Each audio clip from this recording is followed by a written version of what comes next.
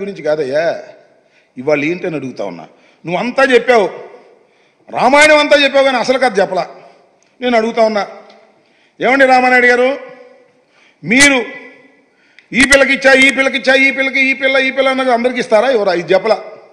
మాకు విధి విధానాలు ఇంకా కుదరలేదు, విధి విధానాలు ఇంకా నిర్ణయిస్తాం, అప్పుడు చూస్తాం, అప్పుడు ఇస్తాం అనే పద్ధతిలో ఏదో మర్మగర్భంగా మాట్లాడారు. అది కాదు కావాల్సింది. మీరు you have issued a GO.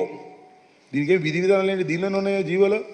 ఒకసారి జీవో రామానాయుడు గారు మీ దగ్గర ఉందా? ఉండే ఉంటుంది గవర్నమెంట్లో వరకు, లేకపోతే నేను పంపిస్తా, చూసుకోండి.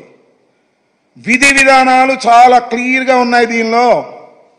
ఏమని? 75% హాజరు కావాలి, మేం పెట్టింది.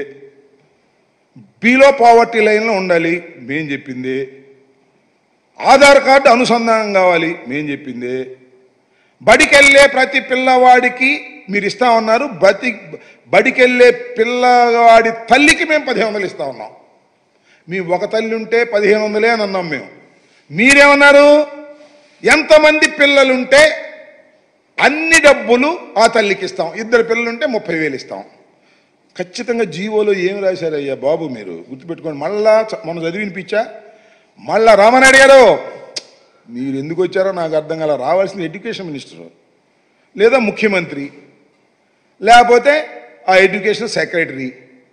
నిన్నేదో విద్యాశాఖ వాళ్ళు ఒక ప్రకటన ఇచ్చినట్టుగా విధి విధానాలు ఇంకా ఫైనల్ అయిపోయినాయి, విధి విధానాలు అయిపోయినాయి, అన్నీ అయిపోయినాయి.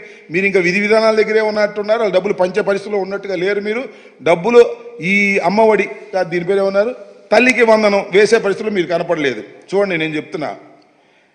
As a part of government assured flagship program, the government under Talliki Vandanam scheme is providing financial assistance of rupees 15,000 for annum to each mother or recognized guardian who is below poverty line household and sending their children to schools, colleges, that is from class 1st to 7th. ఇక్కడ ఏమన్నారు మీరు? చాలా for యానం each mother are recognised guardian. Each mother అంటే ప్రతి తల్లికి 1500 చాలా క్లియర్గా ఇచ్చారు. దీన్ని సరి చేస్తారా? అది చెప్పడం.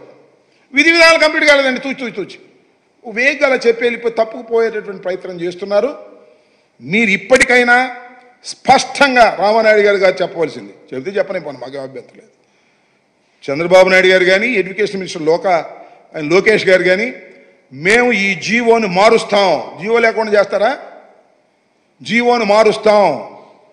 ప్రతి తల్లికి కాదు, ప్రతి విద్యార్థికి, స్కూల్కి వెళుతున్న ప్రతి విద్యార్థికి 1500 చొప్పున ఎంతమంది పిల్లలు వెళుతుంటే అన్ని 15,000 మేము ఇస్తాము అని చెప్పి మీరు మార్చిన రోజునే మిమ్మల్ని నమ్మశక్యమవుతుంది తప్ప, లేకపోతే మీరు బుడవగా కొడుతున్నట్టు అర్థమైంది. ఇది సింపుల్. దీన్ని మీరు చెప్పుకోకుండా మేమేదో అది చేసాం, ఇది చేసాం, 4,000 ఇచ్చాం, 7,000 ఇచ్చాం, ఇచ్చారు, ఓకే. ఇసుక కూడా ఇస్తున్నారు, బ్రహ్మాండమైన ఇసుక.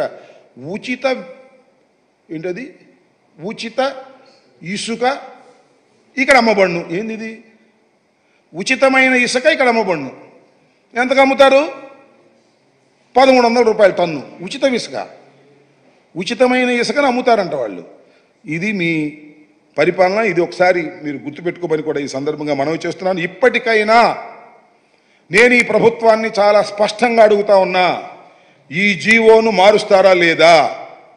విధి విధానాలు కంప్లీట్గా ఉన్నాయి దీనిలో.